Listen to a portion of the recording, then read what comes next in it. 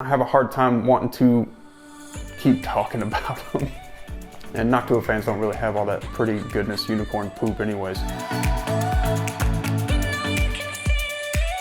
Hey guys, what's up? It's Matt with 86, and now I'm looking at this Ab-KONCORE fans. So these are the spider, and if it sounds a little echoey, sorry, this is not my usual backdrop. I got some stuff going on over there, so I just turned the camera. This is actually my testing area where I do a little bit of the testing. Like I'll plug the fans into this table right here, and right now instead of having my test bench out, I've been using this PC and just running SATA out of the back. But anyways, that's what this is. I'm also the guy that if you ever need a cable for something, I probably have it. Those are only my most used ones too. Anyways, Ab-KONCORE, they have I've never used these before prior. I just decided I wanted to pick them up and try them out, but they have this line, the spider fans, S-P-I-D-E-R, spider, like the, and when I got these out of the box, we went uphill really quick. They have silicone rivets, which are alternatives to using fan screws, but they also have fan screws if you prefer the more traditional route. Silicone rivets are just simply an alternative, something that you can put in there to help dampen sounds. They do have sound pads on them, vibration or anti-vibration pads on the fans themselves, but it wasn't too long after that I started looking and we started to go downhill. That's where I noticed that the hub is Molex powered and features an IR receiver. What's the problem with that? Simple. IR receivers are way kind of back in the day when this stuff first started coming out a couple years ago, more mainstream anyways, the cheaper variants of not having to buy Corsair fans or something like that. But when they came out with the IR boxes, they were usually big and clunky, and you had to kind of discreetly place the IR box where it could be seen through your side panel or somewhere out the back where the remote could reach it. Now there's no RF sensor in this, which is typically what we see, and an RF sensor means you don't have to have line of sight with the IR receiver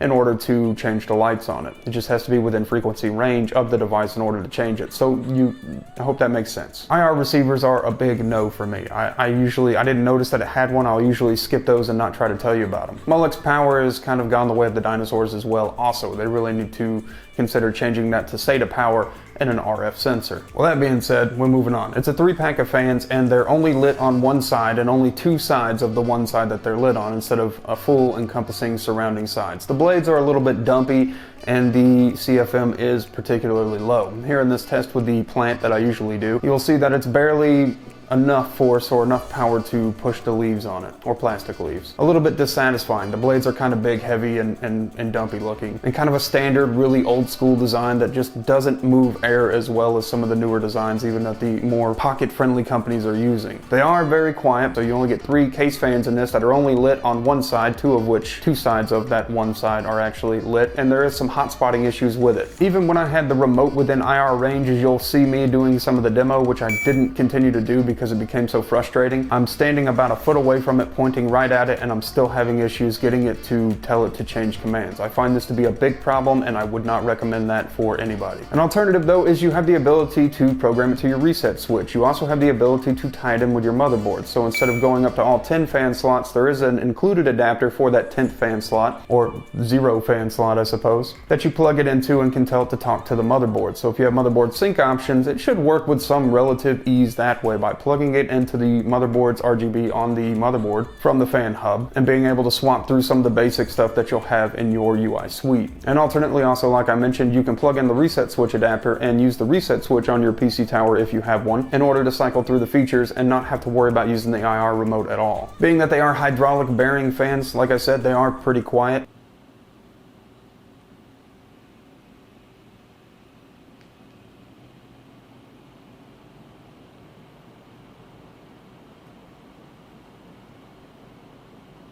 And there really are only 2 speed settings for these. They do come with Velcro stick tape so that you can put Velcro stick tape on the back of it and Velcro it into your tower somewhere discreet and nice and out of sight. But again, if you're going to use the remote, you're going to have to find a way to make sure that IR eye can be seen by the remote. Now, if you're somebody that uses Gigabyte, they do kindly include the VDG extension cable so that you can talk to the Gigabyte motherboard. And there is on-hub control if you're somebody that wants to put it somewhat on the outside of the tower. It's not that unusual. I've done it myself before. You can discreetly place it on the outside of the tower and wire your cables in, but that's kind of messy and not the general practice you probably want to do. I had hoped for a little bit better, but this is kind of what we got here. It started off great. When I saw silicone rivets, I thought, man, that's quality right there. They know what people probably would like to have or prefer to have, and with the option of silicone rivets, but then it just went downhill from there. How the turntables. That's an office joke for some of you. Anyways, I'll leave you with a couple of the settings. It is mildly underwhelming in what it has to offer, and there's not a lot you can do with it. I can't seem to find a comfortable speed for the LEDs, and I can't seem to really get behind these fans. I think ABKONCORE has a real potential to have something good here with this unique design. They just need better blades, better implementation,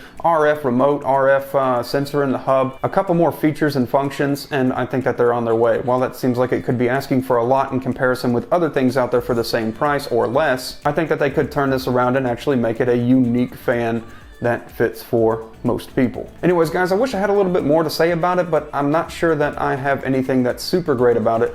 And I hope it was somewhat helpful and informative. They're not going to be something I would recommend, but if it's that unique style you're looking for and you like the option of using the reset switch, you're okay with the IR remote, or you're okay with the on-hub control that you're going to put outside of the tower, then there you have it. But otherwise, not a strong recommend from me at all. And I'll see you guys in the next video I do. I'm going to look at a couple more fans coming up here. Happy Fanuary. And like I said, see you in the next video I do. Have a great day, night, whatever it is.